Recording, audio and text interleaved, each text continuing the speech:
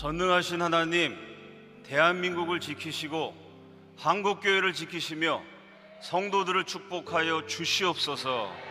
예수님 존귀하신 이름으로 기도드립니다. 아멘. 해방 80주년, 건국 77주년을 맞이하는 뜻깊은 날, 대한민국을 사랑하는 모든 성도들에게 하나님의 은혜와 축복이 임하기를 예수 그리스도 이름으로 축원합니다. 우광복 가족의 광복 이야기라는 제목으로 우리 역사의 한 장면을 함께 나누겠습니다. PPT 준비가 됐죠? 띄워주시기 바랍니다. 프랭클린 윌리엄스는요, 돈이 없어서 마구간에서 일하면서 학교에 다녔습니다. 앨리스 바턴 역시 광산촌에서 태어난 카우보이의 딸이었습니다. 두 사람 다 가난한 형편에서 열심히 노력해서 좋은 대학 나왔어요. 본인들의 고향인 미국의 콜로라도주 밖으로 한 번도 나가본 적이 없는 청년들이었습니다. 그런데 두 사람이 결혼을 하면서 난생 처음 콜로라도주를 떠나서 미지의 세계로 향합니다. 어디였을까요? 그 다음 장면이요, 1906년 당시에 인천입니다. 인천이 원래 요랬어요. 두 사람이 감리교 선교사가 돼서 1906년에 인천에 도착했고 1년이 지난 1907년 이 제물포 항구가 내려다 보이는 선교사 숙소에서 첫 번째 아들을 낳습니다. 그 아들이 조지 윌리엄스인데요, 프랭클린 윌리엄스가 자기 아들 조지의 한국인 이름을 우광복이라고 지었습니다. 왜냐하면 일본에게 나라를 뺏겨서 고통당하는 그 한국인들의 슬픔에 깊이 공감했기 때문입니다. 내가 사랑하는 한국인들에게 어서 빨리 광복을 주시옵소서 기도하는 마음으로 미국 선교사가 백인 아들 이름을 광복이라고 지었습니다. 이 프랭클린 윌리엄스 선교사가 세운 학교, 그 다음 장면이요, 충청남도 공주에 있는 영명학교입니다. 이 학교의 교훈이 나라와 민족을 위해 몸바치는 애국자를 기르자. 미국 선교사님이 한국 학생들에게 한국을 사랑하라고 가르쳤습니다. 너희들의 조국을 위해서 몸을 바쳐서 헌신하고 충성하라고 가르쳤어요. 그래서 영명학교에서요, 우리 현대사의 밤하늘을 수놓은 수많은 걸출한 인재들이 탄생하게 됩니다. 영명학교 출신들이 독립운동의 지도자가 되죠. 그러니 일본 사람들이 이 학교를 좋게 볼 리가 없습니다. 프랭클린 윌리엄스 선교사님의 사택, 밤에는 독립지사들이 숨어들어요. 독립투사들을 숨겨주는 은신처, 낮에는 일본 경찰이 압수수색을 합니다. 몇 번씩이나 일본 경찰한테 털리고 핍박을 당하고 감시를 당했죠. 그런 가운데 드디어 1919년 3.1운동이 일어납니다. 그 다음 장면이요, 감리교 선교부에 보낸 프랭클린 윌리엄스 선교사의 보고서, 교인들이 포함된 수백 명의 군중이 시위를 벌였고 이 윌리엄스 선교사가 담당했던 교회가 독립운동에 앞장서는 바람에 교인들 수백 명이 3.1운동에 참여했습니다. 경찰이 총을 쏴 20명이 넘는 한국인이 죽었습니다. 한 신자 가정은 너무나도 가혹한 죽음을 당했습니다. 아버지 죽고 어머니 죽고 오빠도 죽고 동생 둘은 버려지고 딸은 감옥으로 끌려가 구속된 후 강제 노역과 함께 3년형을 선고받았습니다. 그런데 끝내 감옥에서 살아나오지 못했습니다. 누군지 다 알고 계시죠? 그 다음 장면이요, 이화학당 다니던 유관순입니다. 이게 이화학당 다니면서 3.1운동 할 때 사진이고요, 그 옆에 어린 시절 사진이 영명학교 다니던 유관순입니다. 프랭클린 윌리엄스가 세운 영명학교에 유관순이 다녔는데 너무 공부 잘하고 똑똑하고 기도 열심히 하니까 프랭클린 윌리엄스가 너는 공부를 서울에 올라가서 더 열심히 해서 나라와 민족을 위한 큰 인물이 되라. 영명학교 다니던 유관순을 이화학당으로 추천해 줬습니다. 프랭클린 윌리엄스는 유관순이 다녔던 교회가 소속된 지방회의 감리교 감리사였죠. 자, 이렇게 한국인들에게 복음을 증거하면서 동시에 위대한 인물들을 많이 길러냈습니다. 그러다가 34년 만에 1940년 프랭클린 윌리엄스가 일제에 의해서 한국에서 추방당합니다. 인천에서 태어났던 우광복, 조지 윌리엄스는요, 한국에서 어린 시절을 보내고 미국에서 의과대학에 진학합니다. 아주 솜씨 좋은 의사가 되죠. 그러다가 태평양 전쟁이 터집니다. 의사였던 맏아들 조지 윌리엄스가, 우광복이가 군의관으로 차출이 돼서 미 해군 7함대에 근무하게 됩니다. 1945년 여름, 갑자기 미 해군 7함대에게 아무도 예상하지 못했던 이상한 명령이 내려집니다. 해군인데 육군 24군단과 합동작전을 하라. 그래서 조지 윌리엄스도 7함대에 소속한 그 배의 군의관이었기 때문에 육군과 합동작전을 하게 됩니다. 갑자기 합동작전을 하게 된 육군 24군단장, 여러분이 다 알고 계십니다. 그 다음 장면이요, 그 유명한 존 하지 중장입니다. 이게 어떻게 된 거냐면요, 존 하지 중장은 오키나와에서 전투하고 있었어요. 근데 일본이 갑자기 항복을 했습니다. 38선 이북에 소련이 물밀듯이 내려오고 있어요. 가만 기다렸다가는 부산 앞바다까지 한반도 전역이 공산당, 소련 차지가 됩니다. 당황한 미군이 급하게, 야, 한반도에서 제일 가까운 부대가 어디야? 24군단장입니다. 그러면 24군단장 빨리 한국으로 가. 육군이 한국으로 어떻게 오겠습니까? 헤엄쳐서 올까요? 비행기 탈까요? 해군 7함대, 육군 24군단을 태우고 인천으로 가라. 그래서 존 하지는 한국말도 모르고 한국 역사도 모르고 한국에 대해서 아는 게 하나도 없는 사람이었는데요, 갑자기 공산당이 북한을 점령하는 바람에 급하게 미군을 38선 이남 남한 지역에 주둔시키기 위해서 존 하지가 3년 동안 남한을 통치할 예기치 않은 임무를 맡고 갑자기 인천으로 오게 됐습니다.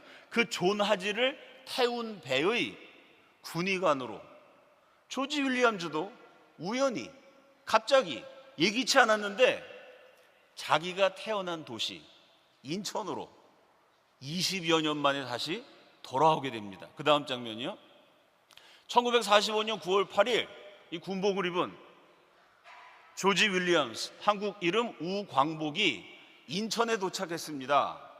육군하고 합동작전을 벌여야 되니까 해군 군의관이었던 그가 육군의 상륙 책임자 하트먼 대령에게 보고를 하러 갔어요. 그랬더니 진풍경이 벌어지고 있었답니다. 하트먼이라는 사람도 한국말 한마디도 할 줄 몰라요. 갑자기 미군이 가라 그래서 남한에 온 겁니다. 그 한국 책임자 3사람과 미군 대령이 대화를 하는데 영어를 하니까 못 알아들어요. 혹시 이탈리아를 알아들을까? 이탈리아 말을 했더니 한국 사람들이 못 알아들어요. 그러면 불어를 했더니 못 알아들습니다. 한국 사람 입장에서는요, 한국말 했더니 못 알아들어요. 혹시 중국말 할까? 중국말 했더니 못 알아들어요. 일본만 알까? 일본만 해도 못 알아들어요. 우광복이 이렇게 기록했습니다. 하트먼 대령은 한국인 3명과 말이 안 통해 애를 먹고 있었어요. 하트먼은 이탈리아, 불어, 영어로, 한국인들은 중국어, 일어, 한국어로 제각기 떠들고 있었지요. 6개 국어를 구사하는데 아무도 못 알아듣는. 조지 윌리엄스가 보고하려고 기다리는데 앞에서 기가 막히거든요. 대령님, 한국 사람이 말하는 건 이런 뜻입니다. 이보시오 한국 사람들, 이 대령님이 지금 이렇게 얘기하고 있는 거예요. 중간에 조지 윌리엄스가 구세주처럼 짠 나타나서 통역을 해주니까 양쪽이 너무 좋아하는 거예요. 이 미군 대령이 물어봅니다. 야, 너 어떻게 이렇게 한국말을 잘하니? 조지 윌리엄스의 대답, 대령님, 창밖을 보십시오. 저 언덕 위에 빨간 벽돌집 있죠? 제가 저기서 태어났습니다. 앞에 말씀드렸죠? 두 부부가 흑수저 출신, 콜로라도 주를 한 번도 안 떠나봤는데 결혼해서 처음 떠나서 도착한 데가 인천이에요. 1년 후에 그 인천의 선교사 숙소에서 조지 윌리엄스가 태어났습니다. 바로 그 인천 항구. 자기가 태어난 집이 눈앞에 보이는데 거기서 조지 윌리엄스가 우연히 말이 안 통하는 미국인과 한국인 책임자들의 통역을 맡아줍니다. 하트먼 대령이 얘기를 해봤더니 굉장히 똑똑한 사람이에요. 어린 시절에 한국에서 자랐기 때문에 한국에 대해서 너무나 잘 압니다. 야, 너 마침 잘 만났다.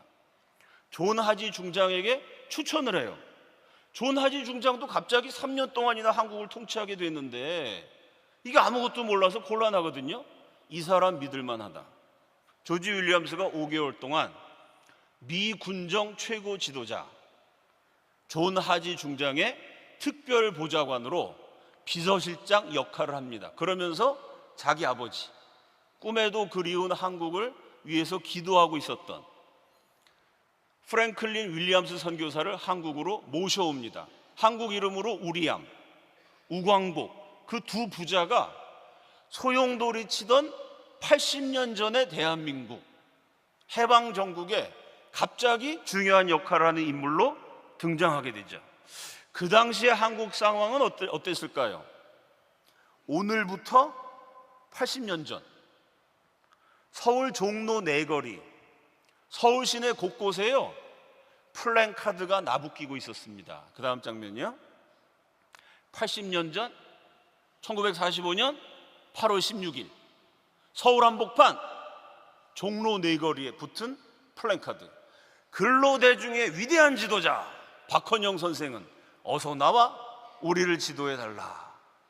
박헌영 만세. 우리는 박동지를 기다린다. 박헌영 동지여 어서 출연하라. 8.15 해방을 맞자마자 전국에 숨어 있었던 공산주의자들이요 일사불란하게 일제히 움직입니다. 서울 시내 주요 도로마다 곳곳에 눈에 잘 띄는 곳에는요 위대한 공산주의 지도자 조선 최고의 공산주의 이론가 혁명가 박헌영 선생의 출연을 호소하는 플랜카드가 갑자기 나부끼는 거예요. 그러니까 서울 사람들이 보고 야, 박헌영이가 우리나라 최고 지도자인가 보다. 야, 한국 사람들이 박헌영을 이렇게 존경했나? 워낙 유명한 공산주의자고요. 1925년에 서울 종로에서 박헌영이 조선 공산당을 만들었습니다. 올해가 2025년이니까 100년 전. 한국의 근현대사에서 최초로 만들어진 근대주의 정당은 조선 공산당입니다. 조선시대 노론소론하는 당파 말고요 근대적인 의미의 정당으로서 최초로 만들어진 정당이 공산당이었어요. 그 정도로 남한은 공산주의가 강한 지역이었습니다. 20년 전에 만들었다가 일본이 해산시켜버린 그 공산당 지도자 박헌영 선생이여 어서 나타나시오. 우리 민족을 지도해 주시라. 서울 시내 플랜카드가 쫙 나붙은 가운데 드디어 박헌영이 출연합니다.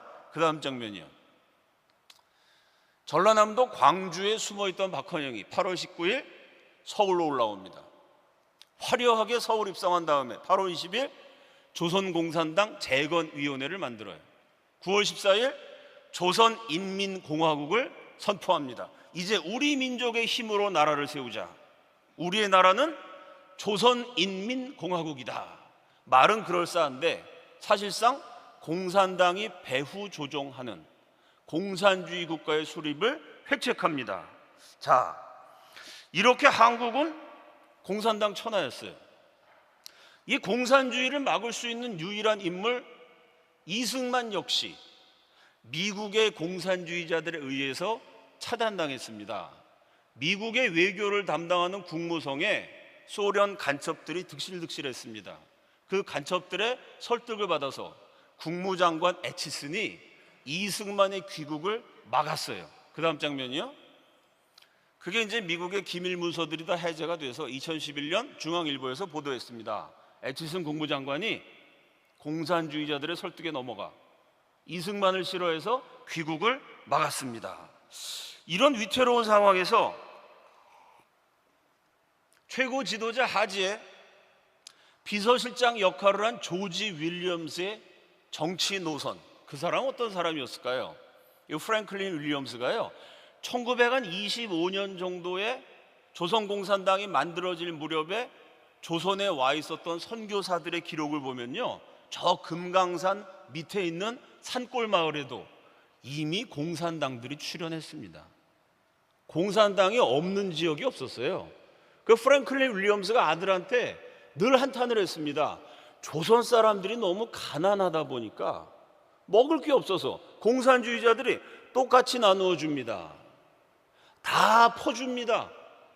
나누어주고 퍼준다는 공산주의자들의 거짓말에 한국의 가난한 청년들이 너무 잘 속아 넘어간다. 공산주의 때문에 대한민국은 큰일 날 거다. 이미 1920년대부터 프랭클린 윌리엄스가 한탄하는 이야기를 아들 조지 윌리엄스가 들으면서 자랐습니다. 우리암, 우광복 두 선교사가 모두 투철한 반공투사였죠. 동시에 조지 윌리엄스는 자신이 태어나서 자란 한국을 정말로 사랑했습니다. 그래서 존 하지 중장이 민생 시찰을 하라 명령을 내려요. 보통 공무원들이 명령을 받아서 열심히 안 하고 대충 하는 경우도 많습니다만은 이 조지 윌리엄스는요, 해방 전국 미 군정 지도자 가운데 가장 성실한 사람. 한국을 너무 사랑했기 때문에 자기가 어린 시절 뛰놀았던 한국, 20여 년 만에 의사가 돼서 돌아왔으니 얼마나 만나고 싶은 사람이 많고 그리운 사람이 많았겠습니까? 남한 전역을 실지로 돌아요. 곳곳에 한국 사람들을 만나서 밥은 제대로 먹고 있는지, 전염병 퍼지지 않는지, 얼어 죽은 사람 없는지, 지극정성으로 목회자가 성도들 가정을 신방하는 것처럼 한국인들의 민생을 돌봅니다. 그런데 한국 사람들 먹고 사는 거 병 걸리지 않았나? 이런 민생 문제에만 관심이 있었는데요, 이 조지 윌리엄스가 만난 한국인들마다 똑같은 소리를 하는 거예요. 강원도나 경기도나 충청도나 전라도나 경상도나 뭐라고 얘기했냐면, 우리가 해방이 됐는데 왜 우리 대통령께서는 귀국을 안 하시나요? 아니, 대한민국이라는 나라에 대통령이 있었나? 근데 한국 사람들이 우리 대통령이 있는데 왜 아직 안 오시죠? 아, 한국 사람들이 우리 대통령이라고 부를 만큼 존경하고 신뢰하는 지도자가 있구나. 그래서 결국 이 우광복이 한국 현대사의 진로를 바꾸는 엄청난 보고를 존 하지 중장에게 하게 됩니다. 그 다음 장면이요, 첫 번째는 인민공화국은 대부분 공산주의자들이며 그 조직이 운영하고 있는 인민위원회란 것도 실상 총잡이 공산주의 폭도에 불과합니다. 존 하지를 설득해서 미 군정이 공산당이 좋은 건지 나쁜 건지도 몰랐던 사람들인데요, 공산당은 나쁜 놈들이구나, 싸워야 되겠구나, 반공으로 노선을 결정하는데 영향을 끼치게 돼요. 두 번째, 한국인들이 이승만을 우리 대통령이라고 부르면서 그의 귀국을 바라고 있습니다. 지금 한국 전역이 공산당들이 별짓다 하면서 폭동도 일어나고 정신이 없는데 각하 한국을 안정시키려면 이승만을 하루라도 빨리 귀국시켜야 됩니다. 존 하지가 이 건의를 받아들여서 미국 정부에 요청을 하고, 그 결과로 해방되고 두 달이 넘도록 미국의 공산주의자들 때문에 차단당해서 고국에 돌아올 수 없었던 이승만 박사가 망명 33년 만에 귀국하게 됩니다. 그 다음 장면이요, 1945년 10월 16일 이승만이 귀국했던 그날을 보도한 매일신보 신문입니다. 자, 이렇게 조지 윌리엄스가 일을 잘하니까 존 하지 중장과 미 군정 당국이 굉장히 중요한 요청을 합니다. 지금 내가 갑자기 한국을 통치해야 되는데 한국에 대해서 아는 거 없으니 신뢰할 만한 한국인 지도자들을 추천해 주십시오.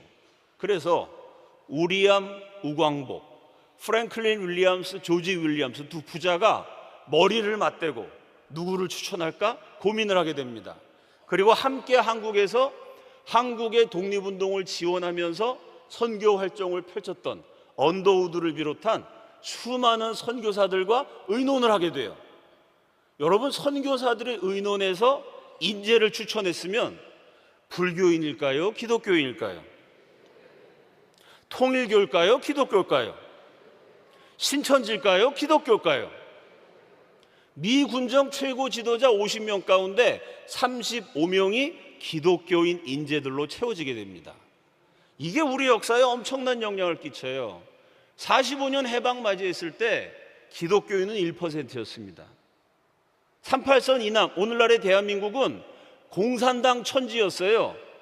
그런데 우연히 해군 소속인데 육군하고 합동작전을 하라고 명령을 받았다가, 우연히 육군한테 보고를 하러 갔다가, 우연히 6개 국어로 횡설수설하는 모습을 보고 통역을 하게 됐다가, 우연히 하지의 비서실장이 된 우연과 우연이 꼬리를 문 결과로 이 조지 윌리엄스 부자의 맹활약 결과 기독교인은 1%, 미 군정 최고 지위에 오른 한국인 가운데는 70%가, 전 국민 가운데 1%지만 지도자 가운데 70%가 기독교인이 혼란한 해방 전국을 헤쳐나가게 됩니다.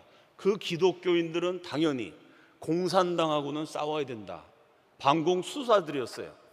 그 조지 윌리엄스가 존 하지 중장에게 제일 중요한 자리, 경무부장을 추천합니다. 오늘날의 내무부 장관, 그 당시에는 내무부 장관 겸 국방부 장관, 뭐 이렇게 말해도 틀리지 않습니다. 치안을 유지하는 책임이에요. 만약에 공산당과 대결하게 된다면 간첩 잡아내고 공산당 때려 잡아야 되는 선봉장, 직접 칼을 들고 싸워야 되는 최일선의 중요한 직책으로 조지 윌리엄스가요, 자기 아버지가 세운 학교, 나라와 민족을 위해 몸을 바치는 애국자를 기르자라는 교훈으로 길러낸 인재를 추천합니다. 그 다음 장면이요, 그분이 영명학교 출신 조병옥입니다. 나중에 아주 거물 정치인으로 성장하죠. 조병옥도 역시 열렬한 반공투사였고 기독교인이었습니다. 이렇게 돼서 누가 봐도 대한민국은 공산화 될 수밖에 없는 상황이었어요. 그러나 최고 지도자가 이승만, 그 밑에 공산당 때려잡을 실무 책임자가 조병옥, 열렬한 기독교 반공투사입니다. 뿐만 아니라 미군정 책임자 50명 가운데 35명, 75명의 기독교인들이 포진하게 됐습니다. 숫자로는 공산주의자들에게 압도적으로 밀리지만 그 밀리는 사람이 최고 지도자들이었다는 점에서 영향력에서는 절대로 공산주의자들에게 밀리지 않게 됩니다. 그래서 양쪽이 언제 터질지 모르는 일촉즉발의 긴장 상태에서 서로 견제하고 있다가 드디어 이승만 박사가 선제 공격을 개시합니다. 그 다음 장면이요, 1945년 12월 17일 이승만의 유명한 연설입니다. 공산당에 대한 나의 입장. 이 연설의 내용은 간단해요. 때려잡자 공산당, 박멸하자 공산당, 꺼진 불도 다시 보자 공산당, 공산당은 절대로 안 된다, 공산당 저놈들은 매국노다, 때려잡아야 된다, 공산주의는 콜레라와 같다. 콜레라가 사람 몸에 들어오면요, 콜레라 균이 번성하면 사람이 죽어요. 그죠? 콜레라 균이 살기 위해선 사람이 죽어야 됩니다. 사람이 살기 위해선 콜레라 균이 죽어야 돼요. 그게 대한민국과 공산주의의 관계다. 이승만의 오랜 이론입니다. 대한민국이 살려면 콜레라, 공산주의를 없애야 되고, 콜레라, 공산주의가 살아나면 대한민국은 죽는다. 이승만의 위대한 선제 공격을 합니다. 요러면서 이승만이 뭐라고 말했느냐, 저 공산주의자들이 다 같이 나누어 주자, 공평하게 나누어 주자, 지상 낙원을 만들자라고 말하는데 모두 새빨간 거짓말이다. 저들은 말로는 애국을 말하지만 사실은 매국이다. 소련의 지시만 받는 사람이다.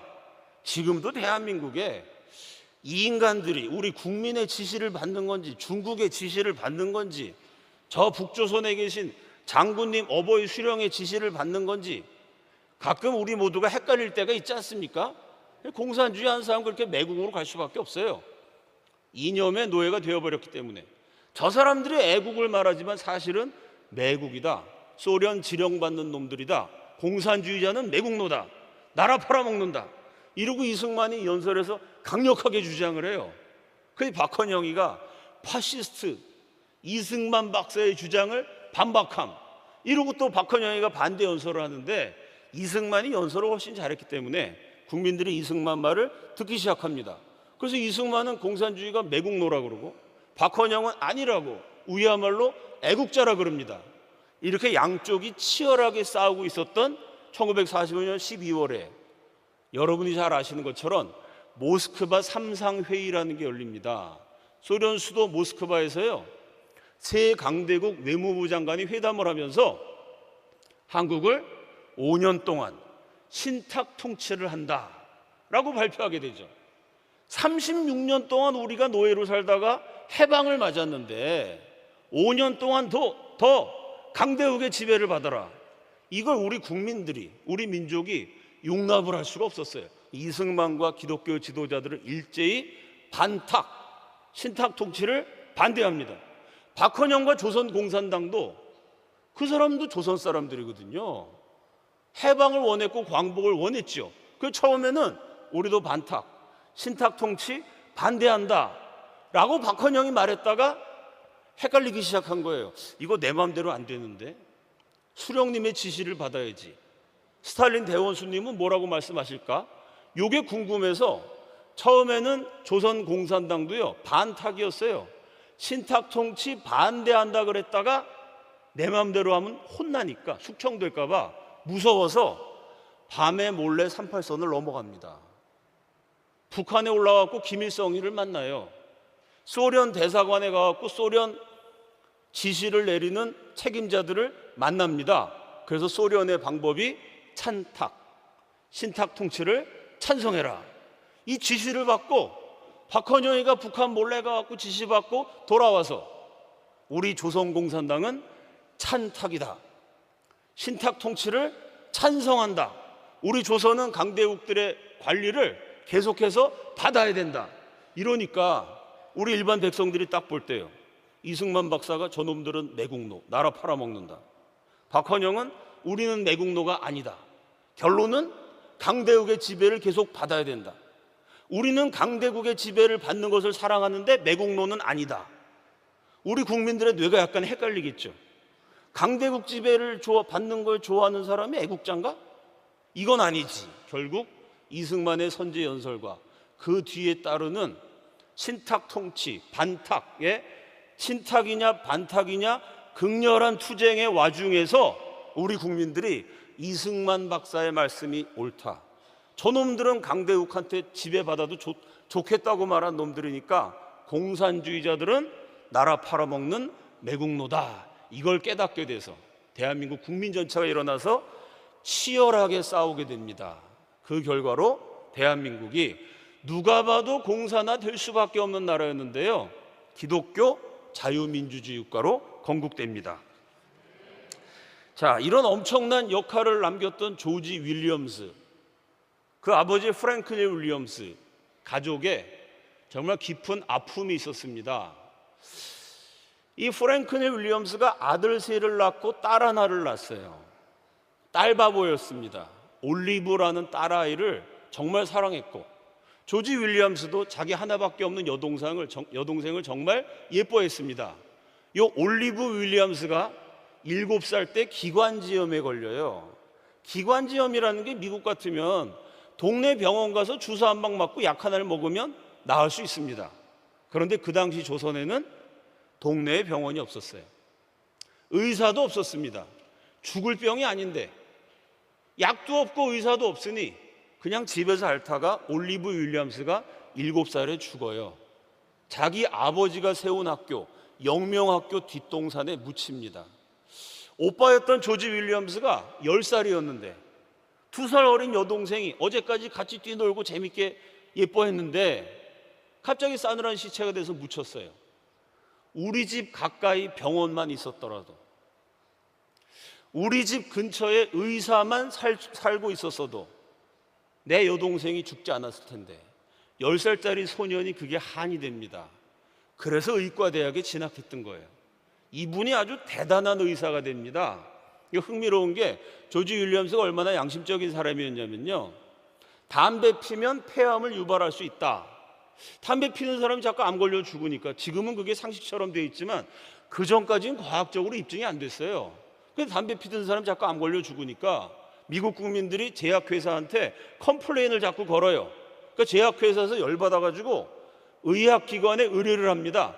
담배하고 폐암하고 진짜 관련이 있는지 조사를 해 주십시오.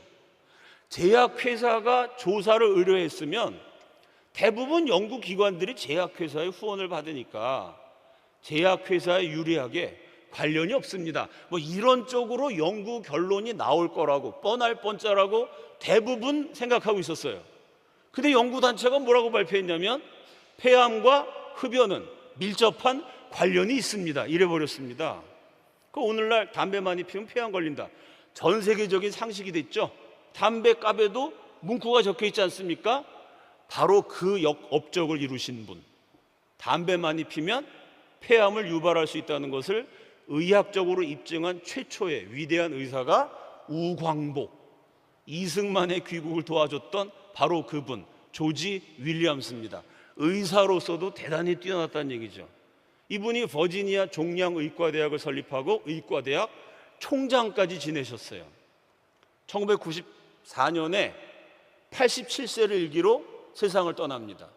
위대한 의사이자 의과대학 총장이자 대한민국 역사를 뒤집어버린 엄청난 영향을 끼친 한국 이름 우광복, 이분의 유언, 내가 죽으면 내 고향, 내 아버지가 세운 학교, 내 여동생이 묻혀있는 그 뒷동산에 나를 묻어주시오. 87세로 죽을 때까지 8살에 죽었던 여동생을 잊지 않았어요. 그래서 지금 충청남도 공주에 있는 영명학교 뒷동산 선교사 묘역에 가면요, 7살짜리 여동생과 87세 된 할아버지 오빠가 나란히 묻혀 있습니다. 광복절에 우리 모두가 기억해야 할 대한민국의 은인 우광복의 이야기입니다.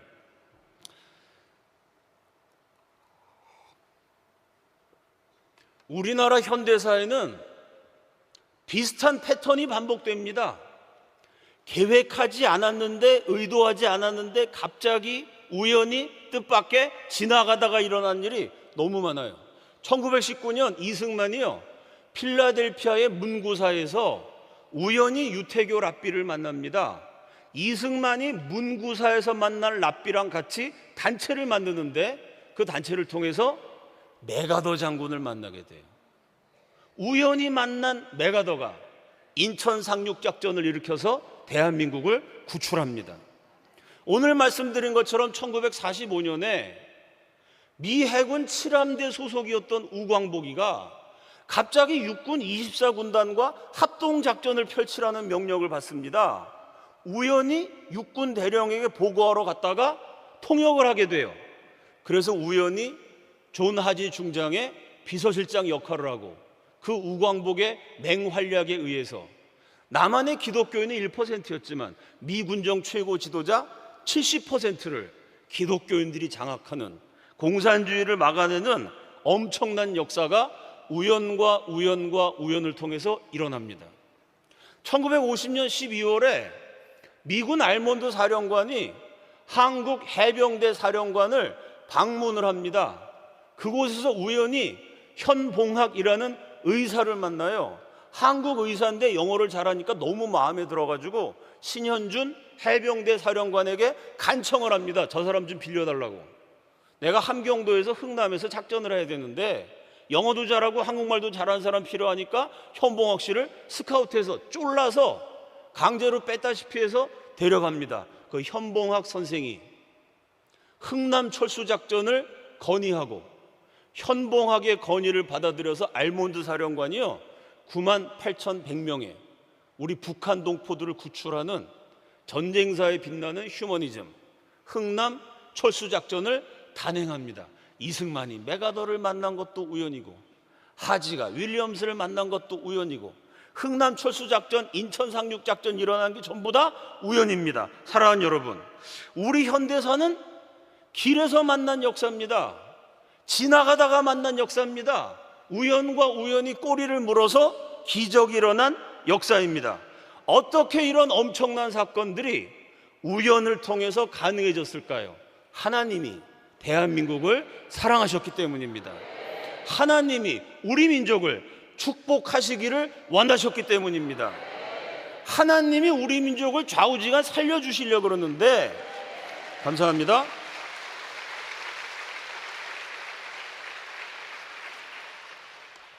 하나님이 이 민족을 어떡하는지 살려주기를 원하셨어요. 왜? 아무것도 없는데, 돈도 없고 무기도 없고 군사력도 없고 경제력도 없고 조직도 없는데요, 하나님 한 분만 바라보고 용맹한 한민족이 끝까지 싸웠어요. 일본 제국주의와 싸웠고 악마적 공산주의와 싸웠습니다. 하나님 한 분만 바라보고 끝까지 싸우니까 어떡하든지 하나님이 이 민족을 살려주기를 원하셨어요. 그런데 무슨 수로 살려줍니까? 돈이 있으면 하나님이 돈을 통해 일하시겠죠. 군사력이 있으면 하나님이 군사력을 통해 승리를 주십니다. 조직이 막강하면요, 그 조직을 통해 하나님이 역사를 이루게 하실 거예요. 아무것도 없어요.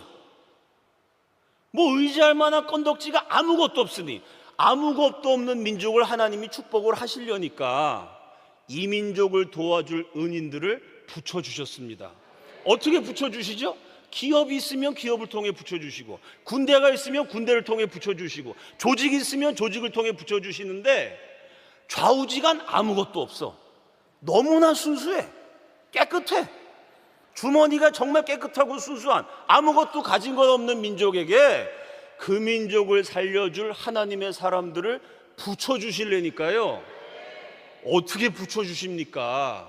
길 가다가 만나게 하시고, 우연히 만나게 하시고, 어쩌다가 만나게 하시고, 우연과 우연이 꼬리를 물어서 길 가다가 만난 역사고, 어쩌다가 일어난 기적이고, 우연과 우연이 꼬리를 물어서 대한민국이 생존하고 번역했습니다. 하나님이 우리와 함께 하시면, 하나님이 여러분과 함께 하시면, 하나님이 대한민국과 함께 하시면 아무것도 없어도 축복이고, 길 가다가도 축복이고, 어쩌다가 만나도 축복이고, 우연과 우연이 꼬리를 물어서 축복이고, 좌우지간 하나님 한 분만 붙들면 되는 줄로 믿습니다. 광복 80주년, 건국 77주년을 맞이하여서 우리를 살려주신 하나님을 기억하고, 그 하나님이 우연을 통해서 기가 막힌 드라마를 펼치셨던 자랑스러운, 영광스러운 우리의 현대사를 기억하면서 대한민국을 사랑하는, 애국하는 성도들이 다 되시기를 우리 주님의 이름으로 축원합니다. 다 함께 기도하겠습니다. 기도 제목 띄워주시기 바랍니다. 첫째로, 사람을 길러내고 인재를 양성하는 한국교회가 되게 하여 주시옵소서. 하나님을 사랑하고 나라를 사랑하는 크리스찬 인재들이 일어나게 하여 주시옵소서. 둘째로, 공산주의, 주체사상, 이슬람, 동성애 독재를 막아내는 거룩한 대한민국 되게 하여 주시옵소서. 이 두 가지 기도 제목으로 기도 인도하신 분이 나오실 때까지 지금부터 10분간 논스톱으로 10분 연속 기도하는 겁니다. 주여 한번 외치시고 다 함께 통성으로 기도합니다. 주여! 주시옵소서.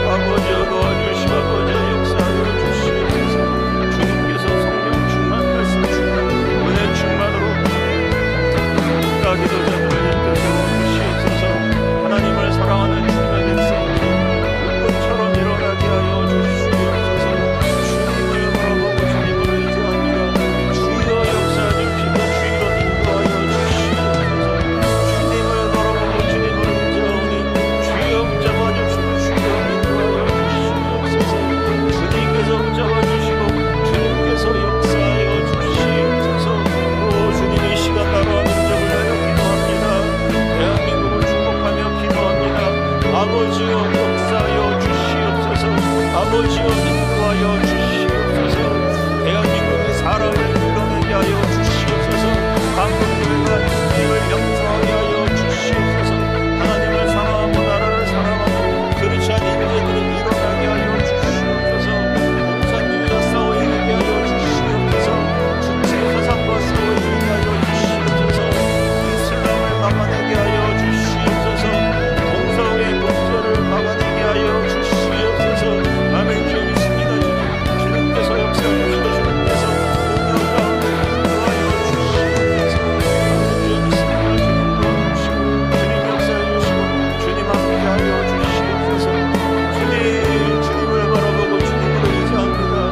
주님께서 역사해 주시고 주님께서 함께하여 주시옵소서. 아버지 하나님 도와주시옵소서. 아버지 하나님 역사하여 주시옵소서. 주체 사상을 막아내게 하여 주시옵소서.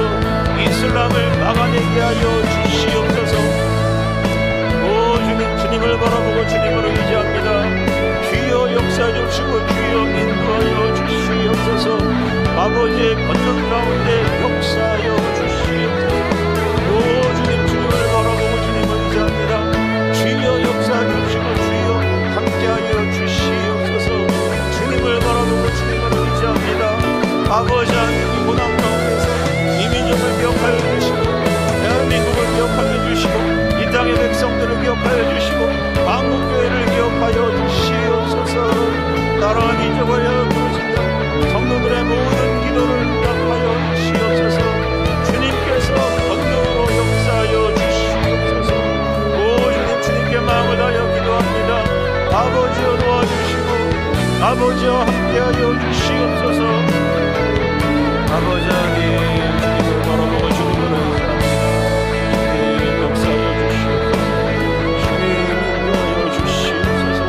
이 나라를 축복하여 주시옵소서. 이 민족을 축복하여 주시옵소서. 주님을 바라보고 주님을 의지합니다. 주여 붙잡아주시고 주여 역사하여 주시옵소서. 주님만 바라보고 주님을 의지합니다. 주님 붙잡아주시고 주님 인도하여 주시옵소서. 주님 붙잡아주시고 주님 인도하여 주시옵소서. 주님 붙잡아주시고 주님 인도하여 주시옵소서. 주님을 바라보고 주님을 의지합니다. 주님 역사하시고 주님 인도하여 주시옵소서. 주님께서 역사해 주시고 주님께서 함께하여 주시옵소서. 이 나라를 기억하여 주시고 이 민족을 기억하여 주시옵소서. 이 땅의 역사를 기억하여 주시옵소서. 오 주님 이름으로 살아 역사하시는 주님 이재명 정권과 악한 세력들을 주님께서 아시고 주님께서 정리하여 주시고 주님께서 역사하여 주시고 주님께서 인도하여 주시옵소서. 아버지여 대한민국의 위기의 자녀들을 보내주님 하시고 주님 불쌍히 여겨주시고 주님 인도하여 주시옵소서. 주님이 나라의 민족을 기억하여 주시고 축복하여 주시옵소서. 이 독과적 위기의 때 대한민국이 다시 한번 일어나게 하여 주시옵소서. 막아주시옵소서. 아버지 하나님 주님을 바라보고 주님을 의지합니다. 주님 붙잡아주시고 주님 인도하여 주시옵소서. 주님 역사해 주시고 주님 인도하여 주시옵소서. 주님 붙잡아주시고 주님 인도하여 주시옵소서. 주님 붙잡아주시고 주님 함께하여 주시옵소서. 주님 인도해 주시고 주님 역사하여 주시옵소서. 아버지 하나님 역사하여 주시옵소서. 아버지 하나님 불쌍히 여겨 주시옵소서. 대한민국을 기억하여 주시고 우리 한민족을 기억하여 주시옵소서. 북한 동포들도 해방과 자유를 누릴 수 있게 주님 인도하여 주시옵소서. 아버지여 도와주시고 아버지여 역사하여 주시옵소서. 아버지 하나님 주님을 바라보고 주님을 의지합니다. 주님 역사해 주시고 주님 인도하여 주시옵소서. 이 나라의 민족을 살려주시옵소서. 대한민국을 살려주시옵소서. 지금의 위기 속에서도 주님이 함께해 주시고 주님이 도와주셔야 합니다. 아버지 하나님 도와주시고 아버지 함께하여 주시옵소서. 아버지 하나님 역사하여 주시옵소서. 아버지 하나님 인도하여 주시옵소서. 주여 도와주시옵소서. 주여 인도하여 주시옵소서. 주여 역사하여 주시옵소서. 대한민국을 기억하여 주시고